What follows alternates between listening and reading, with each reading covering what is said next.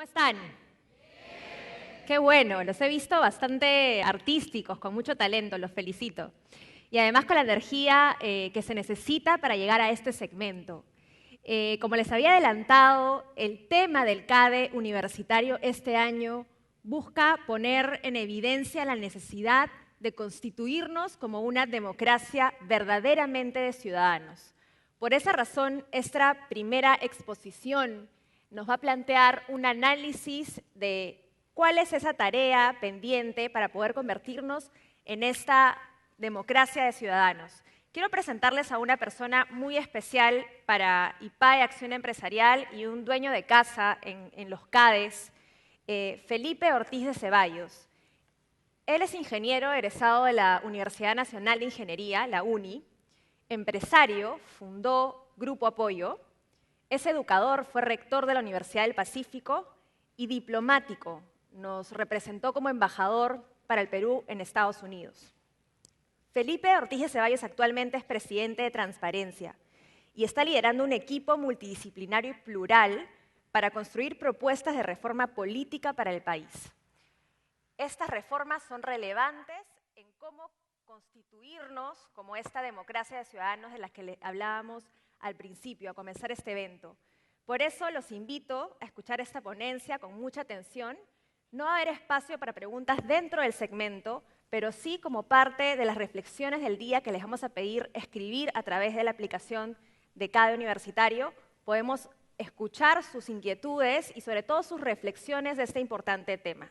Sin mayor preámbulo, los dejo con Felipe Ortiz de Ceballos.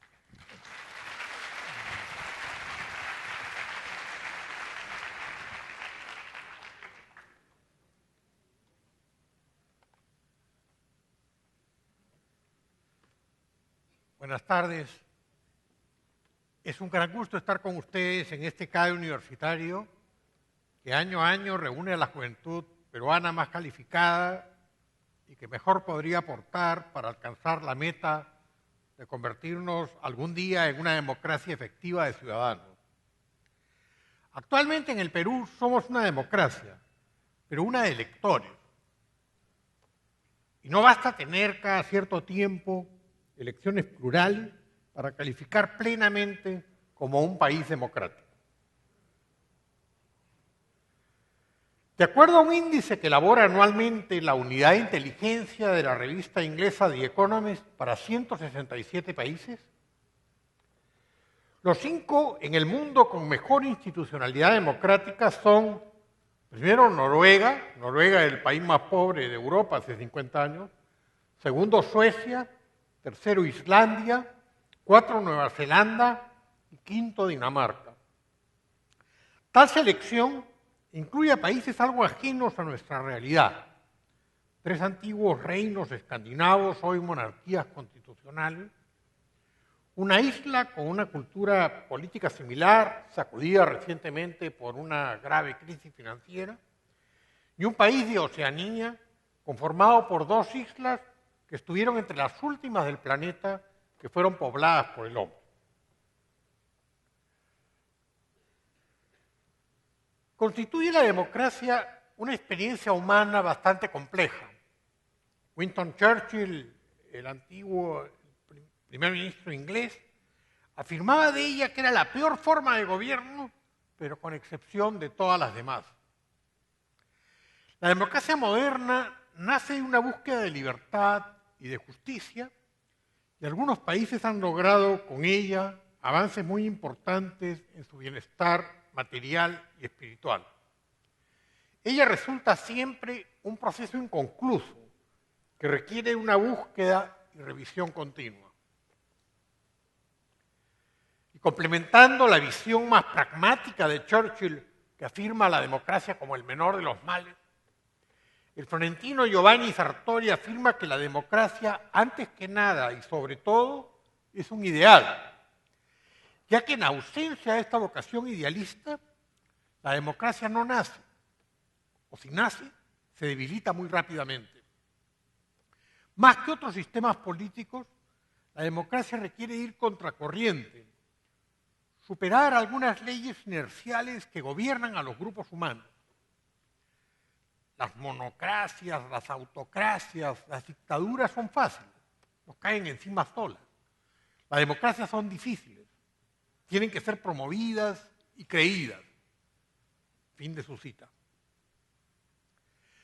¿Es posible medir la calidad o la intensidad democrática de un país? ¿Cómo hacerlo? Resulta sin duda un esfuerzo controversial y complicado. The Economist utiliza para ello 60 indicadores articulados en función a esos 5 criterios. Primero, procesos electorales y pluralismo. Segundo, funcionamiento del sector público. Tercero, participación ciudadana. Cuarto, cultura política. Y quinto, libertades civiles.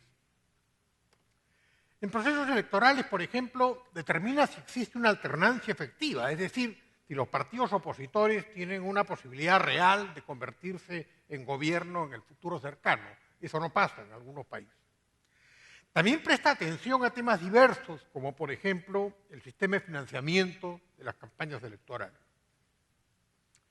En el funcionamiento del sector público, el segundo ítem, cuestiona la existencia real de un balance de poderes entre el Ejecutivo y el Legislativo, si existe suficiente autonomía de poderes externos, si el Estado ejerce una soberanía efectiva sobre todo el territorio nacional.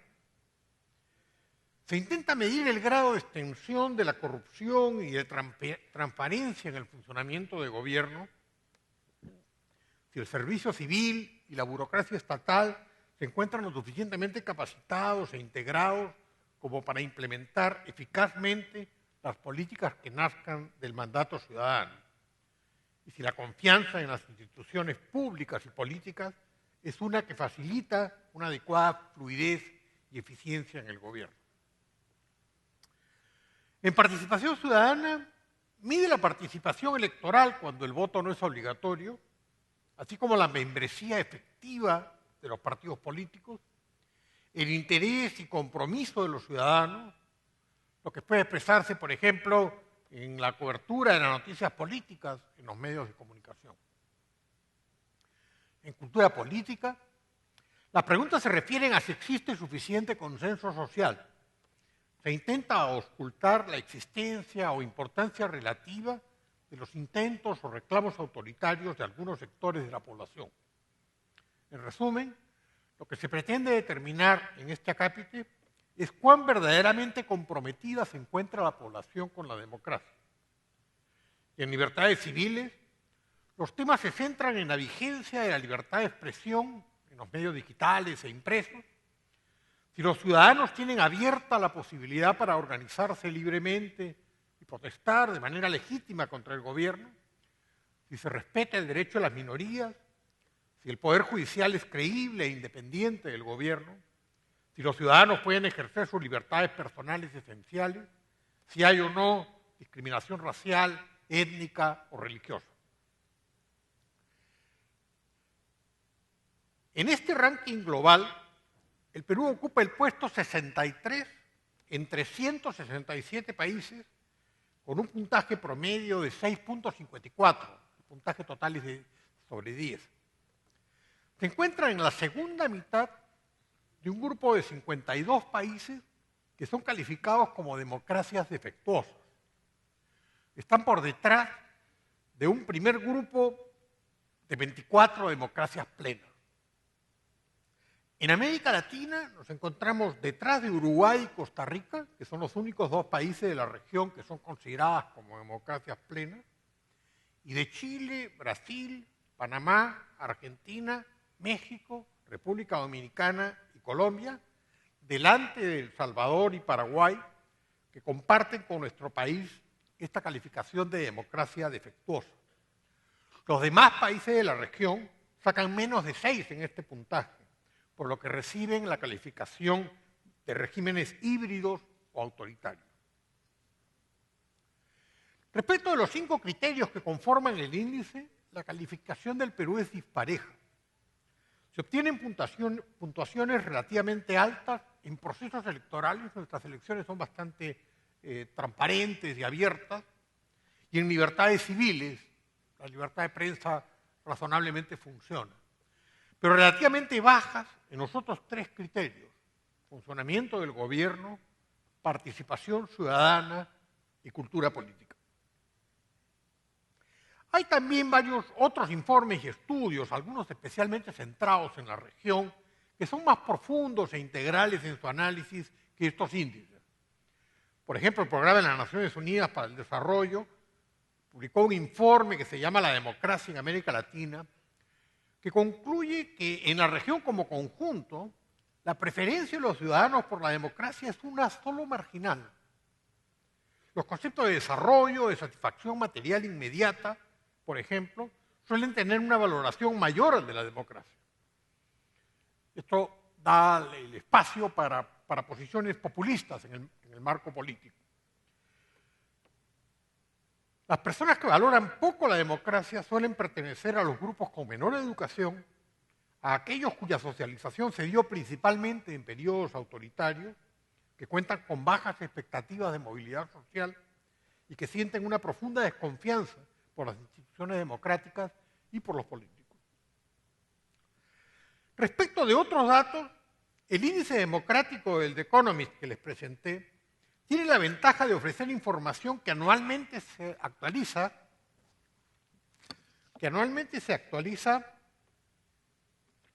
por lo que permite un análisis dinámico y que permite también comparar América Latina respecto de otras regiones.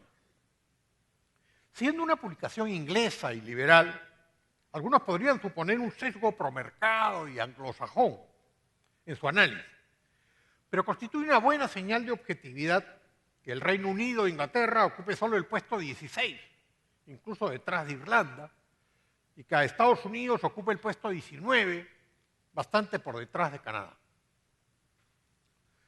De estudios y rankings como estos, puede concluirse que aún tenemos en el Perú un enorme desafío por lograr. Necesitamos mejorar nuestra cultura política, estimular una mayor participación ciudadana cotidiana y mejorar el funcionamiento del aparato estatal. Nuestra cultura política es todavía una demasiado vertical. En una concepción premoderna del mundo, la verdad se asume como algo que se imparte desde arriba, desde un púlpito, se da una orden, no algo que se pueda descubrir a partir de una interacción más horizontal. Y hay poca tolerancia con quien piensa distinto, quien suele ser visto como enemigo y no simplemente como un adversario. También solemos darle a las relaciones familiares y amicales prioridad respecto de aquellos de vecindad y ciudadanía. En la concepción republicana moderna, en cambio, todos debemos ser iguales ante la ley. Lo que debe regir es un Estado de Derecho cuyas normas cumplan todos los ciudadanos. Y el Estado debe contar con servidores públicos encargados de vigilar eficazmente el cumplimiento de los mandatos ciudadanos. La relación entre el Estado y los mercados requiere ser una lo suficientemente precisa para que sea fructífera, y aquella entre el Estado y los diversos grupos sociales requiere de más apertura y de tolerancia. Para Jorge Basadre, los dos males de la República Peruana lo constituían el abismo social que existía entre sus habitantes y el Estado empírico. En el ranking del Economist, por ejemplo, el sector público chileno obtiene 8.93 de nota y el colombiano 7.14, contra solo 5 de nuestro país. Ahí es un poco el proceso de la regionalización de los niveles distintos de poder que no se articula bien para llegar a todo el territorio. No hay mucha razón para no poder aspirar en el futuro a un nivel de eficacia estatal tan alta como la de cualquier país vecino. La Asociación Civil Transparencia, que tengo la responsabilidad de presidir, está conformada por un grupo plural de asociados y tiene como misión institucional contribuir al fortalecimiento de la democracia. En sus primeras décadas, nuestra tarea se centró más en la observación electoral, estar seguro que las elecciones funcionaban bien.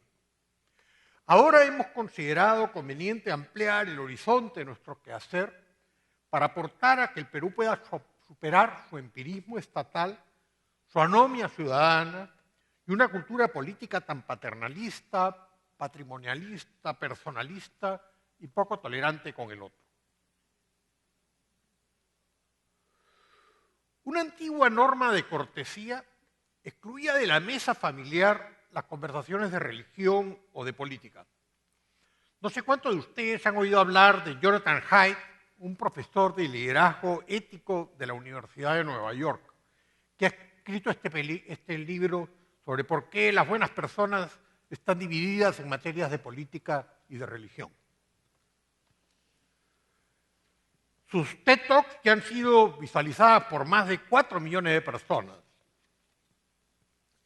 En una de ellas describe lo que para él constituye las 5 raíces morales de los seres humanos. La primera es el cuidado ante el daño. Todos en los últimos días hemos sido removidos por esa foto del bebé sirio que llega ahogado a la playa. Y eso expresa que hay una como raíz genética de la gente, de todas las personas, de sentir la necesidad de que se atienda al daño. Esa es la primera raíz moral de la que habla Haidt.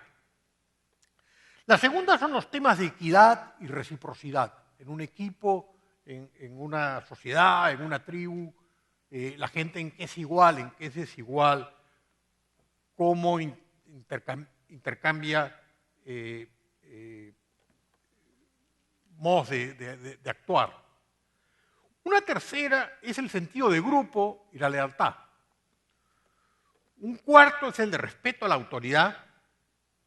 Y una quinta raíz moral es el sentido de lo puro o lo sagrado.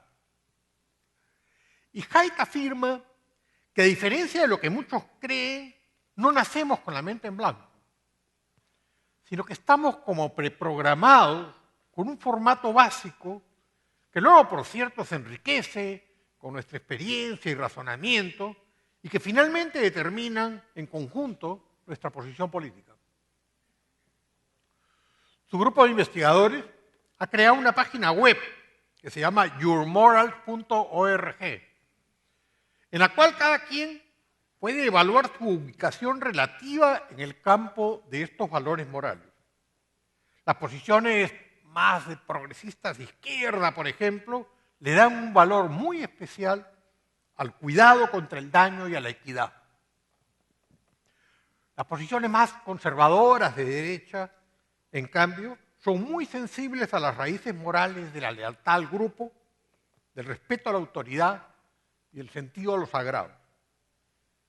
Internalizar conceptos así permite que las discusiones sobre política o religión puedan volver a la mesa familiar, porque uno puede entender mejor las razones por las cuales otros no dejan de ser buenas personas por pensar distinto de uno.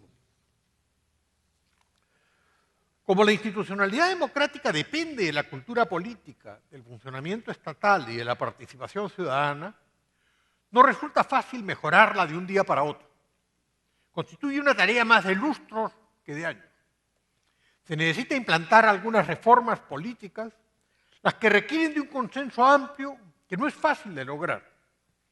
Como Transparencia es una institución plural, sus 52 asociados provienen de distintos sectores y sus posiciones ideológicas son muy variadas. Hay gente de izquierda, de derecha. Asume que puede contribuir con algunas propuestas de reformas si es que éstas han sido previamente consensuadas entre sus miembros. A ustedes se les ha entregado en la mochila esta mañana un documento con las 32 propuestas que una asamblea de asociados de Transparencia aprobó la semana pasada. Ustedes son los primeros en recibirlo. Como se indica en la introducción de este documento, en 60 o 90 días más se van a tener listos los instrumentos legales específicos que permitirían implantar cada una de estas reformas. En esta ocasión quería referirme solo a 4 de ellas, las que requerirían ser aprobadas antes del fin de octubre para que tengan validez para las elecciones del próximo año.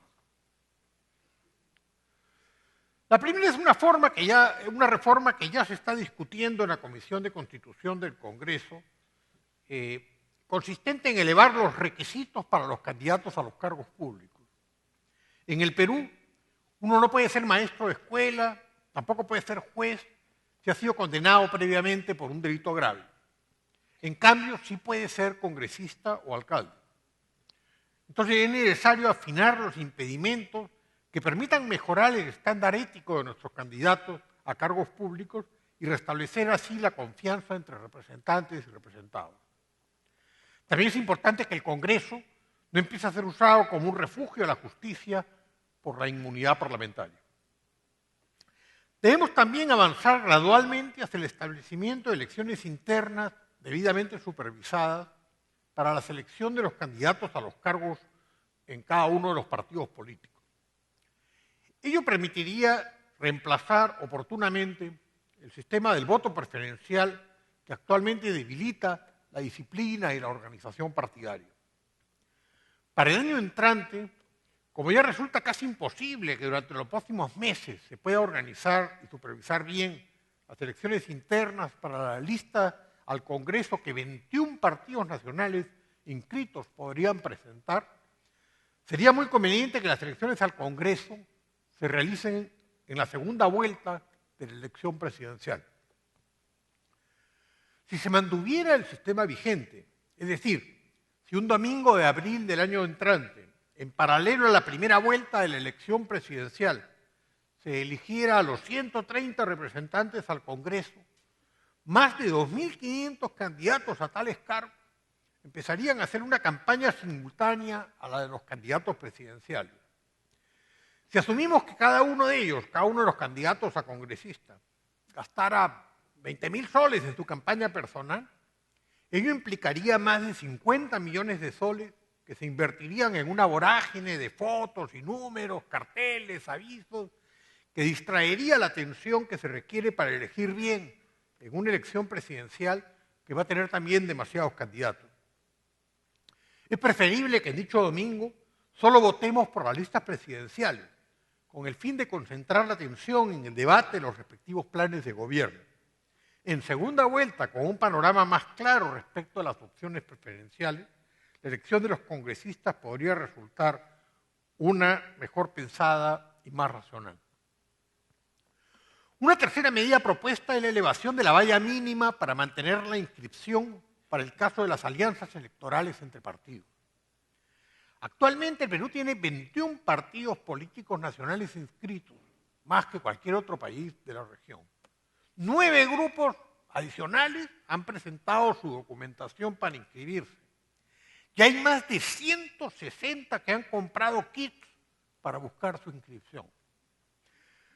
Como en 160 nombres de partidos ya faltan hasta las palabras, algunos tienen nombres tan sintomáticos como yo presidente. Esto resulta un absurdo. Las mejores democracias suelen contar con menos de 10 partidos nacionales entre socialistas, ecológicos verdes, socialdemócratas, sociocristianos, populares, liberales, republicanos y conservadores. Nosotros tenemos 21, con 160 que adicionalmente quisieran inscribirse. Están casi todos organizados más alrededor de personas que de ideas. ¿Cómo reducimos el número? Pues exigiendo que el partido que no logre el 5% de los votos pierda la inscripción y tenga que volver a inscribirse. Esta regla se cumple, pero se le da la vuelta a su espíritu cuando al establecerse alianzas se le exige a ellas muy poco más que el 5% mínimo de la valla a un partido. Lo que se pretende con la reforma es que en el caso de las alianzas electorales, la valla de 5 se eleve 2,5% por cada partido adicional. Una alianza de 3 partidos debería sacar 10% para poder mantenerse inscritos. La cuarta propuesta de transparencia tiene que ver con el financiamiento de las campañas electorales. No resulta tan difícil estimar el costo de una campaña electoral. Los avisos pagados en los medios de comunicación, los carteles en la vía pública, los mítines, los viajes, tienen tarifas más o menos estándares. Lo que se pretende es empoderar a la OMPE para que pueda hacer estos estimados para cada campaña y exigir de los partidos y candidatos la relación de los ingresos recaudados para hacer frente a esta estimación mínima de los gastos. Actualmente las campañas presentan listas de ingresos y gastos, pero como no hay un cotejo de las mismas con un estimado razonable de su costo mínimo, lo que suele suceder es que las campañas presentan cuentas que son parciales y que dejan fuera del reporte a financistas que no quedan debidamente registrados. Podría explicar cada una de las otras reformas propuestas, pero es un tema sobre el cual van a seguir oyendo a los varios miembros de transparencia en los medios de prensa durante los meses siguientes. La democracia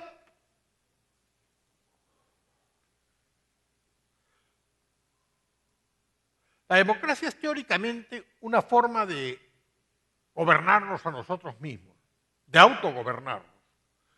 No sé si conocen ustedes la prueba del marshmallow. Hay varios YouTube sobre eso, pueden verla incluso en este TED Talk de Joaquín de Posada.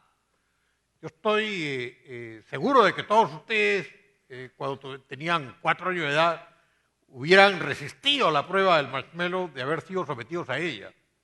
Por eso están hoy aquí. Pero tienen ustedes y tenemos todos nosotros una responsabilidad por los 2/3 de nuestras respectivas generaciones que no han podido desarrollar el carácter suficiente para autogobernarse. ¿Estamos seguros que la democracia es la mejor forma de gobernar una sociedad? ¿Son las decisiones adoptadas por una mayoría siempre las más convenientes? ¿Cuál debe ser el rol de una tecnocracia en una democracia? ¿Cuándo un problema debe ser resuelto en función de lo que piensan los expertos y cuándo en función de lo que piensa el conjunto de las partes involucradas? ¿Cuándo un problema es técnico y cuándo es un problema adaptativo? Esa foto corresponde a... es Ronald Heifetz, que es el profesor de liderazgo de la Universidad de Harvard, que ha escrito este libro de liderazgo sin respuestas fáciles y que tiene esta teoría alrededor de que dividir los problemas en problemas técnicos y problemas adaptativos. Los técnicos son aquellos que el mejor técnico puede resolver, los adaptativos son aquellos que trascienden a la opinión de un solo técnico, ¿no? Si yo bajando la escalera me rompo la pierna, lo que hay que hacer es llevarme donde el mejor traumatólogo para que me la enyese. Si mañana alguien me dice que tengo una enfermedad terminal, eso ya no constituye un problema técnico. Es un problema en donde en mi trabajo, en mi oficina, en la familia, tengo como que adaptarme a una realidad cambiante. Y eso requiere de un esfuerzo muy articulado de voluntad. La democracia es algo mucho más complejo que el simple gobierno de la mayoría, incluso en el caso de que ésta fuera ilustrada y competente. Finalmente, debemos ser conscientes de que es necesario construir en el Perú una ciudadanía moral, donde los ciudadanos conozcan y puedan ejercer sus derechos fundamentales, pero también sean conscientes y estén dispuestos a cumplir sus deberes cívicos. La tecnología da un gran impulso a la libertad personal, pero un conjunto de individuos atomizados que la ejercen a su libre albedrío, sin comprometerse con el interés público, no son realmente una sociedad que merezca dicho nombre. La economía peruana en los años por venir la va a tener más difícil que en los años recientes. Los menores precios de nuestros productos de exportación pueden reducir nuestro crecimiento potencial. De haber crecido 6,5%, vamos a pasar a crecer 4,5%. En la próxima década,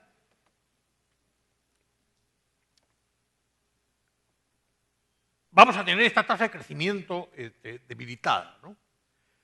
Si estaba mal que no le diéramos en época de bonanza suficiente atención a los desafíos políticos, ahora que vamos a enfrentar un contexto más complejo, es fundamental avanzar en la conversión de nuestro sistema político en una democracia de ciudadanos efectivos.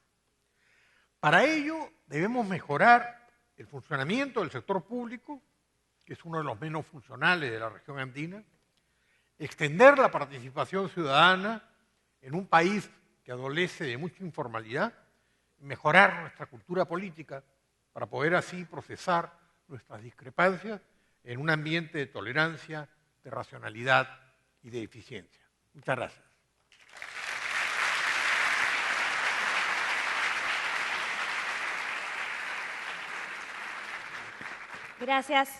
Gracias Felipe. Y muchas gracias a todos ustedes por prestar atención a este espacio que consideramos muy importante y es central para las discusiones que vamos a tener el día de mañana. Creo que quedan muchas preguntas y muchas reflexiones alrededor de ello y lo más importante es saber que en los próximos años, solamente en unos cuantos meses, nosotros vamos a tener el poder de decidir cuál es la agenda de discusión que pueden tener los candidatos al próximo gobierno y creemos que cómo fortalecer nuestra democracia y cómo tener una reforma política seria debería ser un tema de agenda. Entonces los invito a investigar más, agradecerle a Felipe por la publicación que nos ha compartido, que podamos leerla y podamos compartir entre nosotros las ideas y reflexiones que queden posteriormente. Ahora vamos a dejarlos con el siguiente segmento del programa, y agradecemos nuevamente a Felipe con un fuerte aplauso por habernos acompañado hoy.